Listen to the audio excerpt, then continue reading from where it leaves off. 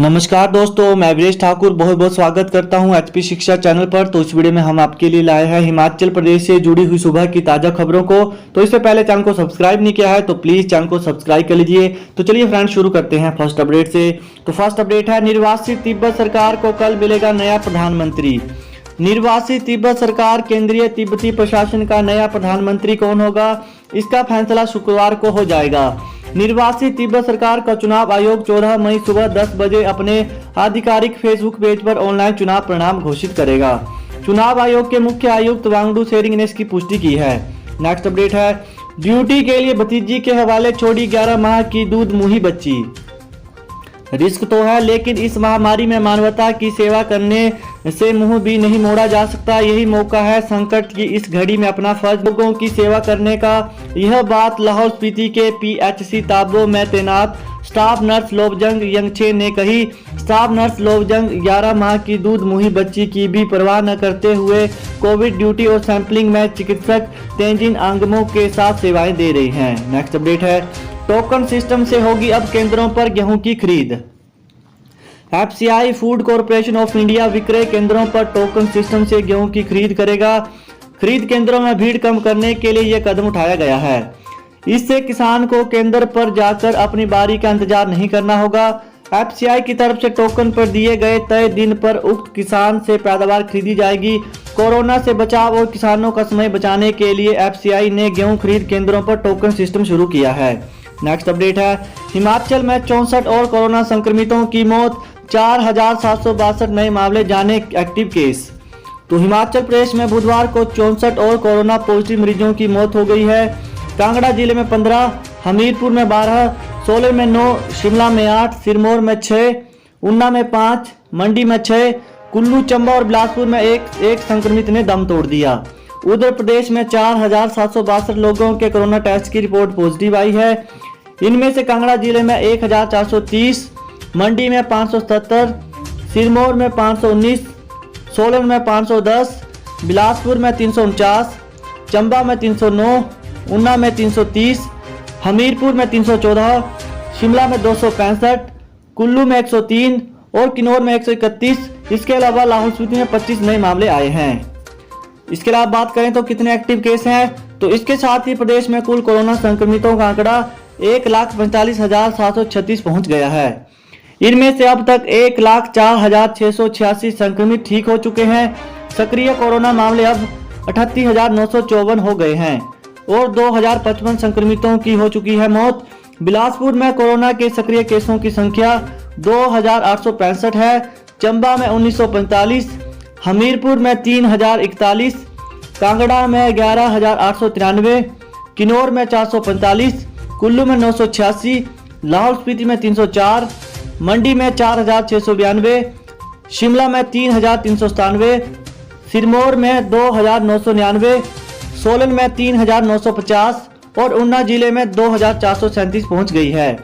बीते 24 घंटों में 2,187 संक्रमित ठीक हुए हैं। इस दौरान कोरोना की जांच के लिए 16,859 लोगों के सैंपल लिए गए हैं। नेक्स्ट अपडेट है, हिमाचल में 18 से 44 आयु वर्ग के लोगों को 17 मई से लगेगी कोरोना वैक्सीन, खेप पहुंची। हिमाचल प्रदेश में 18 से 44 आयु वर्ग के लोगों को कोरोना संक्रमण से बचाव के लिए 17 मई से वैक्सीन लगेगी। मुख्यमंत्री जयराम ठाकुर ने कहा कि राज्य सरकार ने 18 से 44 वर्ष आयु वर्ग के लिए 1.07 लाख वैक्सीन खुराकें दी हैं और टीकाकरण इस माह की 17 तारीख से शुरू होगा। उन्होंने कहा कि टीकाकरण पहले आओ पहले पाओ के आधार पर किया जाएगा। यह अवधि पंजीकरण के समय से तय होगी। इस आयु वर्ग में करीब 32 लाख लोग हैं। इसके अलावा बात करें तो बुधवार शाम को सीरम इंस्टीट्यूट से राज्यों को 1 लाख कंपनी की ओर से पुणे से भेजी डोज बुधवार शाम करीब 5 बजे शिमला पहुंची। हालांकि मंगलवार को स्वास्थ्य मंत्री डॉक्टर राजीव सैंजल को यह पता नहीं था कि दूसरे दिन बुधवार को ही खेप मिल जाएगी। बिलासपुर में पत्रकार वार्ता में उन्होंने कहा था कि 18 से 44 साल के लिए लोगों के लिए 1,07,000 डोज हफ्ते 10 दिन में मिल जाएगी। बुधवार को मुख्यमंत्री ने पंचायती राज प्रतिनिधियों की बैठक ली तो उसमें भी इस आयु वर्ग के लिए टीकाकरण शुरू करने की मांग उठी। नेक्स्ट अपडेट है, कोविड संकट के बीच अब ब्लैक फंगस पर हिमाचल में भी अलर्ट। तो कोविड संकट के बीच अब ब्लैक फंगस पर भी अलर्ट जारी किया गया है। हिमाचल में भी उत्तर प्रदेश की तर्ज पर ब्लैक फंगस के संक्रमण की आशंका बनी हुई है। गौर हो कि कानपुर में कोरोना का इलाज कराकर घर लौटे मरीजों पर ब्लैक फंगस ने हमला बोल दिया। इन रोगियों की नाक से खून आ रहा है और आंखों पर सूजन आ गई है, साथ ही सांस फूल रही है। इसके अलावा बात करें तो आंख की रोशनी प्रभावित हो गई है। ब्लैक फंगस के रोगी नाक, कान, गला रोग विशेषज्ञों के यहाँ इलाज करा रहे हैं। इसी तरह से प्रदेश के लोगों के भी इसकी चपेट में आने की आशंका है। नेक्स्ट अपडेट है, मरने के 107 दिन बाद हिमाचल के संजीव को नसीब हुई वतन की मिट्टी, रीति रिवाज से हुआ अंतिम संस्कार। तो सऊदी अरब में मौत के 107 दिन बाद बुधवार को संजीव शर्मा को अपने वतन की मिट्टी नसीब हुई। अवशेष हिमाचल प्रदेश के ऊना पहुंचने के बाद हिंदू रीति रिवाजों के साथ उनका अंतिम संस्कार किया गया। चीता को संजीव की बड़ी बेटी नैन्सी शर्मा ने मुखाग्नि दी। संजीव अपने पीछे 3 बेटियां नैन्सी शर्मा, मानसी शर्मा, श्रुति और पत्नी अंजू को छोड़ गए। बुधवार सुबह 7 बजे दिल्ली हवाई अड्डा टर्मिनल 2 पर संजीव के अवशेष पहुंचे। यहां से एम्बुलेंस से उन्हें ऊना पहुंचाया गया। दोपहर बाद ऊना पहुंचे अवशेष सीधे शमशान घाट ले जाए गए। तो बता दें कि ऊना शहर के संजीव 52 वर्षीय की सऊदी अरब में हार्ट अटैक से 24 जनवरी को मौत हो गई थी। 18 फरवरी को उन्हें दफना दिया गया था। जानकारी मिलने पर परिजनों ने मामले को 19 फरवरी को मीडिया में उठाया ताकि संजीव की पार्थिव देह स्वदेश लाकर उनका अंतिम संस्कार हिंदू रीति रिवाज से किया जाए। शव लाने के लिए विधानसभा समेत कई जगह बाद में सुप्रीम कोर्ट के हस्तक्षेप से शव ऊना लाया गया। संजीव की मौत का समाचार सुनने के बाद उनकी माता ने भी बेटे के गम में करीब 2 सप्ताह बाद दम तोड़ दिया था। नेक्स्ट अपडेट है, अब निजी अस्पतालों और प्रयोगशालाओं में भी होंगे RT-PCR टेस्ट। तो हिमाचल प्रदेश के निजी अस्पतालों और प्रयोगशालाओं में भी कोरोना RT-PCR टेस्ट होंगे। सरकार ने कोरोना टेस्ट की जांच कराने के लिए अनुमति देने के साथ साथ शुल्क भी निर्धारित किया है।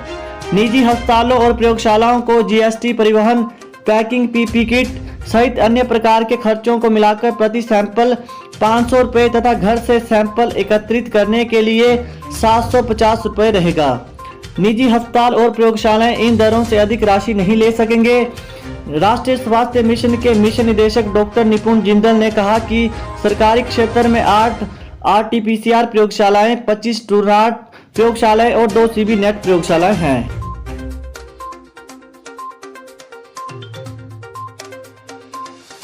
नेक्स्ट अपडेट है, अब निजी अस्पतालों और प्रयोगशालाओं में भी होंगे RT-PCR टेस्ट। तो हिमाचल प्रदेश के निजी अस्पतालों और प्रयोगशालाओं में भी कोरोना PCR टेस्ट होंगे। सरकार ने कोरोना टेस्ट की जांच कराने के लिए अनुमति देने के साथ साथ शुल्क भी निर्धारित किया है। निजी अस्पतालों और प्रयोगशालाओं को GST, परिवहन, पैकिंग, PP किट सहित अन्य प्रकार के खर्चों को मिलाकर प्रति सैंपल 500 रुपये तथा घर से सैंपल एकत्रित करने के लिए 750 रुपये रहेगा। निजी अस्पताल और प्रयोगशालाएं इन दरों से अधिक राशि नहीं ले सकेंगे। राष्ट्रीय स्वास्थ्य मिशन के मिशन निदेशक डॉक्टर निपुण जिंदल ने कहा कि सरकारी क्षेत्र में 8 RT-PCR प्रयोगशालाएं, 25 ट्रू नॉट प्रयोगशालाएं और 2 CB नेट प्रयोगशालाएं हैं। नेक्स्ट अपडेट है, IGMC और TMC से एक साथ 36 चिकित्सकों का तबादला। तो कोरोना महामारी के बीच IGMC और टांडा मेडिकल कॉलेज से 36 डॉक्टरों को चंबा और हमीरपुर मेडिकल कॉलेज में भेजा गया है। दोनों कॉलेजों से 25 विभागों के चिकित्सकों के अस्थायी तबादले किए गए हैं। तो महामारी से बने हालातों को देखते हुए अस्थायी तौर पर ये तैनाती आदेश जारी किए गए हैं। सबसे अधिक करीब 20 चिकित्सक IGMC से भेजे गए हैं। पहले से विशेषज्ञ डॉक्टरों की कमी से जूझ रहे doctor Rajendra Prasad medical college Tanda से एक साथ विभिन्न विभागों में तैनात 13 विशेषज्ञ डॉक्टरों को रिलीव करने के ऑर्डर जारी कर दिए गए हैं। नेक्स्ट अपडेट है, हिमकेयर आयुष्मान वाले कोरोना रोगियों का निजी अस्पतालों में निःशुल्क इलाज। कोरोना मरीजों की बढ़ती संख्या को देखते हुए राज्य सरकार ने हिमकेयर और आयुष्मान के लाभार्थी कोरोना रोगियों को कोविड के लिए समर्पित पंजीकृत निजी अस्पतालों में निःशुल्क उपचार देने का निर्णय लिया है। यह बात मुख्यमंत्री ने बुधवार को शिमला में राज्य सरकार के वरिष्ठ अधिकारियों और कोविड-19 प्रबंधन कमेटियों के सदस्यों के साथ बैठक की अध्यक्षता करते हुए कही। इसका लाभ प्रदेश के 9.25 लाख से ज्यादा परिवारों को मिलेगा। सीएम ने कहा कि आयुष्मान भारत योजना के तहत 4,16,000 परिवार और हिमकेयर योजना के तहत 5,13,000 परिवार पंजीकृत हैं। मुख्यमंत्री ने बताया कि सरकार ने प्रदेश में पिछले कुछ दिनों में ऑक्सीजन भंडारण क्षमता लगभग 25 मीट्रिक टन बढ़ाने के अलावा पीएसए ऑक्सीजन संयंत्रों को कार्यशील करने में सफलता प्राप्त की है। नेक्स्ट अपडेट है, हर घर पाठशाला कार्यक्रम की मॉनिटरिंग के लिए टीम गठित। तो कोरोना संकट के चलते बंद हुए सरकारी स्कूलों में जारी ऑनलाइन पढ़ाई की मॉनिटरिंग के लिए 6 सदस्यीय अधिकारियों की कमेटी गठित कर दी गई है। 9वीं से 12वीं कक्षा को हर घर पाठशाला कार्यक्रम में करवाई जा रही पढ़ाई पर सीधी नजर रखने के लिए उच्च शिक्षा निदेशालय ने 3 अधिकारियों को 4 जिलों का जिम्मा सौंपा है। प्रारंभिक निदेशालय को भी जिलावार जिम्मेवारी सौंपने के लिए ड्यूटी लगाने को कहा गया है। तो फ्रेंड्स, यही थी अपडेट सुबह की इन्फॉर्मेशन। फ्रेंड्स, अच्छी लगी तो वीडियो को लाइक, कमेंट और फ्रेंड्स चैनल को सब्सक्राइब करना ना भूलिएगा। Thanks for watching. जय हिंद, जय हिमाचल।